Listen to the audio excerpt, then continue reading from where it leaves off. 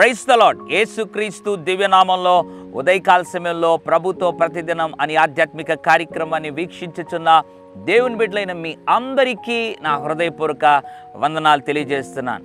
మీలో చాలామంది నేను పేదవాడిని, నా జీవితం ఇంతే, నా జీవితం ఎప్పటికీ బాగుపడదు, చదవాలన్నా నా జీవితంలో కనీసం డబ్బులు లేవు, పుస్తకాలు కొనడానికి కూడా డబ్బులు లేవు అని యవనస్తులు చాలామంది అనుకోవడం విన్నాను.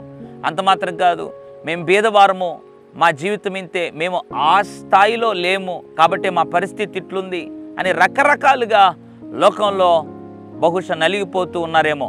ఒకప్పుడు వాక్యం వింటున్న ప్రియ సహోదరి సహోదరుడా, ఈరోజు వాక్యం ప్రకటిస్తున్న నేను కూడా ఓ బీద స్థితిలో నుండి దేవుని కృప ద్వారా అంచులంచులుగా ఆయన కృపా వర్షము నా మీద కుమ్మరించబడుగా పైకి ఎదుగుతూ వచ్చాను. ఎలా ఎదుగుతూ వచ్చాను? దేవుని యొక్క వాగ్దానముల నుండి ఒక మాట తరచుగా నాకు జ్ఞాపకం వస్తూ ఉంటుంది. అదే మాటను దేవుడు ఈరోజు మీ అందరికీ ఆయన జ్ఞాపకం చేసి మీ స్థితిగతులను మార్చాలని ఆశపడుతున్నాడు.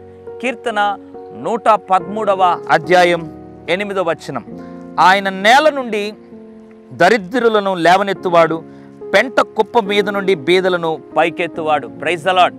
దేవుడంట నేల నుండి దరిద్రులను పైకెత్తుతాడంట.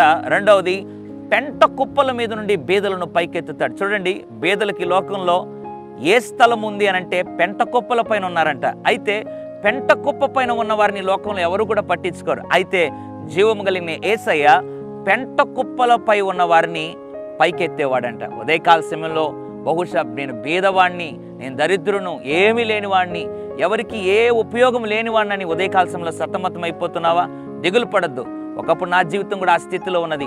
పెంట కుప్పలో ఉన్నటువంటి నా జీవితాన్ని పైకెత్తిన దేవుడు ఈ దినం నీతో కూడా వాగ్దానం చేస్తున్నాడు. నమ్ము, నీ జీవితాన్ని కూడా ఆయన పెంట కుప్పల నుండి పైకెత్తి ప్రధానులతో, ప్రజల ప్రధానులతో ఆయన కూర్చోబెట్టుటకు సమర్థుడు.